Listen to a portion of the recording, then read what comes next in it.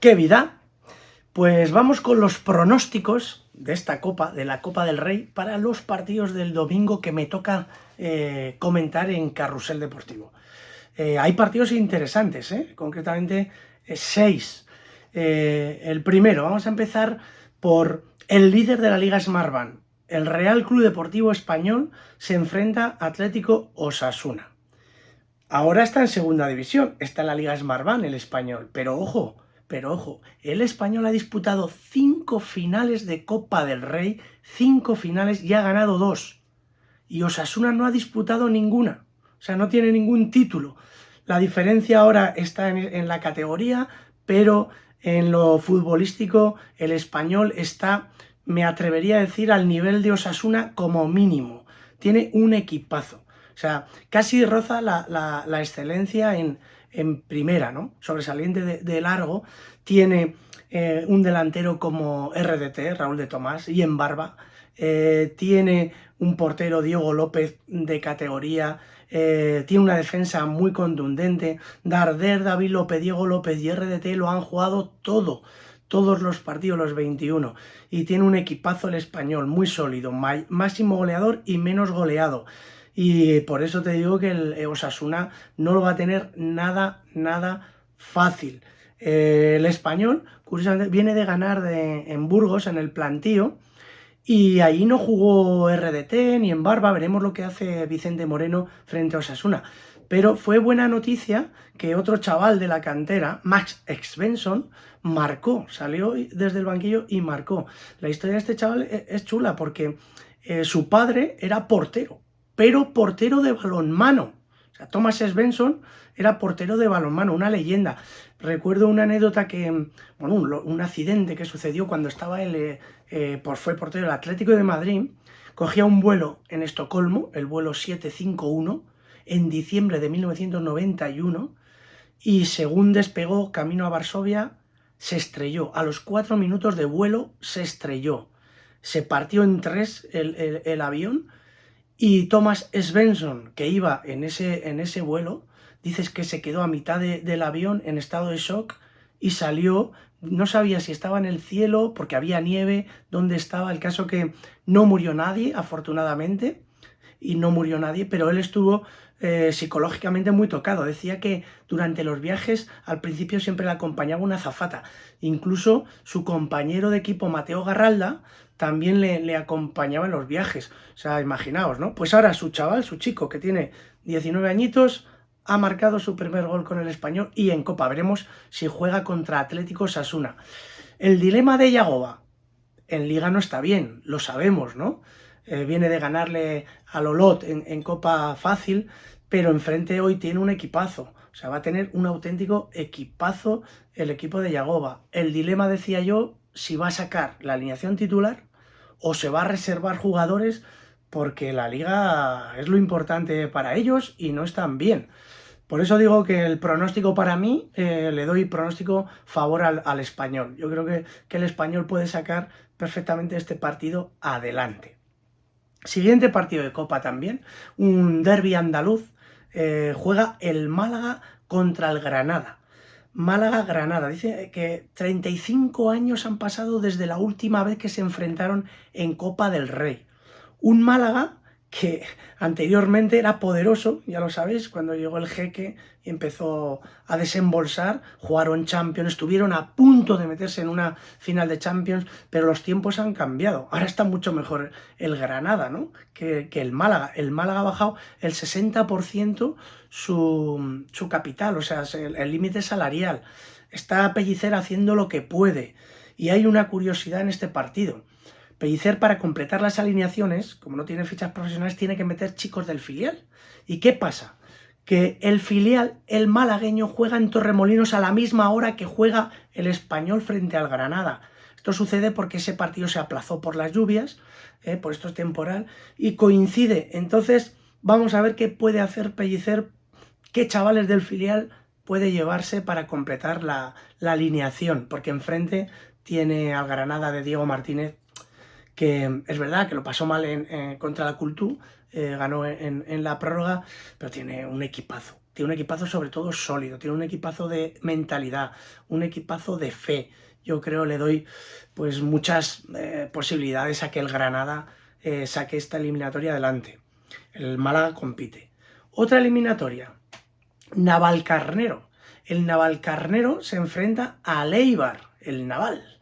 Y hay que elogiar el llamamiento que hizo el club. Ya sabéis que ha pasado Filomena y nos ha dejado estas nieves, ya lo he contado en anteriores vídeos, y el campo del Navalcarnero, como el resto de la Comunidad de Madrid, estaban repletos de nieve. Entonces hizo un llamamiento a través de las redes para que viniesen vecinos, gente, a quitar la nieve. Y lo han conseguido. Ole, ole, ole. Sí, señor, lo han conseguido. Así que un ole para el Navalcarnero. Ha quitado la nieve de su terreno de juego y se va a enfrentar al Eibar. Al Eibar, que viene de sufrir, pero tela marinera frente a las Rozas, cerquita. O sea, iba ganando 0-3, parecía que todo estaba hecho, y le empataron a 3, se tuvo que ir a la prórroga. Tuvo que sacar a sus, digamos, pretorianos, sobre todo Bryan Gil, ese chaval que está maravillando, cedido del Sevilla, para sacar el partido adelante. Al final fueron 3-4, pero sufrió mucho. Por eso Mendilibar ha dicho, cuidado contra el Navalcarnero, concentración, concentración, concentración. Pero la concentración también pasa por lo físico. Al principio puedes estar concentrado, pero luego tienes que tirar de calidad y de sabiduría, ¿no? Digámoslo así.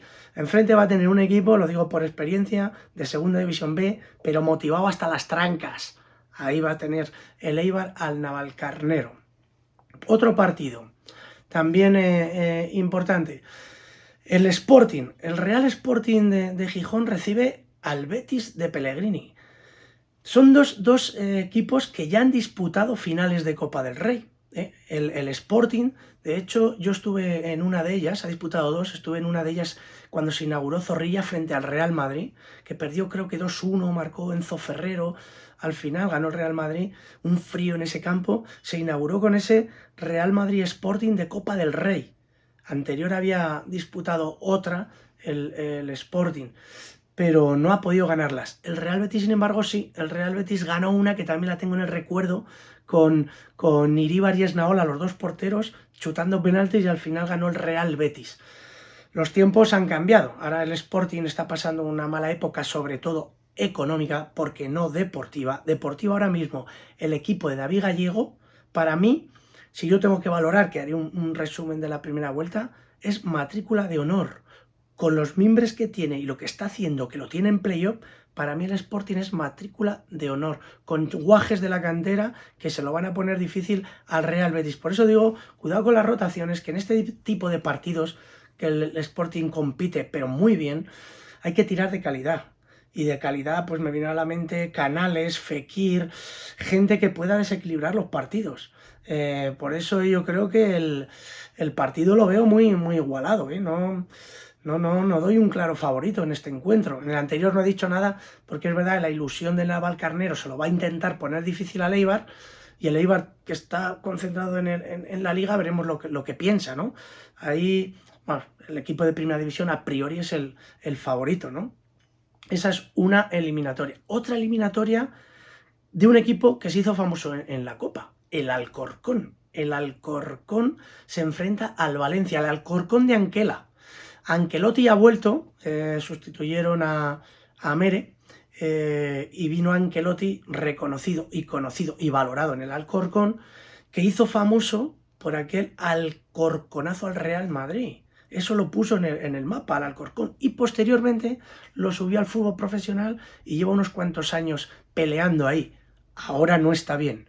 Ahora el equipo de Anquela no está bien, hay que reconocerlo, y enfrente va a tener un Valencia de Javi Gracia que tampoco está bien con todos esos problemas que tiene, pero que debe de sacar el partido adelante.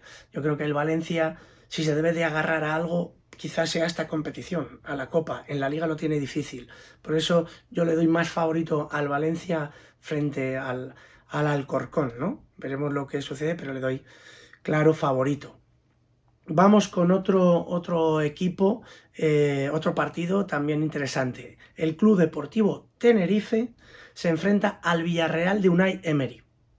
Sí, palabras mayores, pero ojo, que el Tenerife, desde que la llegada de Ramis, sustituyendo a Fran Fernández, ahora lleva 5 partidos consecutivos ganados. O sea que están con la moral por las nubes. Ha mejorado muchísimo en defensa, no es difícil debatir, compite muy bien. No sé si jugará Fran Sol, el jugador, digamos, estilete arriba, tiene jugadores técnicamente buenos, le falta Nono, que para mí también es un jugador que desequilibra y se ha lesionado, pero ojo con el Club Deportivo Tenerife. Enfrente va a tener el Villarreal, que tiene 2 plantillas. O sea, el Villarreal es verdad que tiene jugadores que, a pesar de las rotaciones, aunque no juegue Gerard Moreno, es que juega Paco Alcácer o juega Vaca, es que tiene un equipazo. Por eso yo le doy favorito en este caso al Villarreal, aunque el Tenerife viene en un gran momento. Bueno, este ha sido un poco el pronóstico de estas eliminatorias de domingo. A ver si me dejo alguna. Creo que no me dejo ninguna, ¿no? Y nada, que lo dicho, que la Copa del Rey es una competición que me trae muy buenos recuerdos. Ya sabéis que yo estoy aquí por una Copa del Rey con el Numancia. Y hablando de recuerdos, quiero recordaros que este lunes sí hay Santander Fútbol Quiz en riguroso directo. 9 de la noche, ahí estaré, el concurso del Santander y la Liga, con 11 preguntas, 4 posibles respuestas y 5.000 euros en juego. Muy fácil, es gratuito, os bajáis en App Store o en Google Play la aplicación del Santander Fútbol Quiz y a concursar, a jugar. Mucha suerte, igual que a todos los equipos que juegan Copa. Suerte y Tigres a la selva.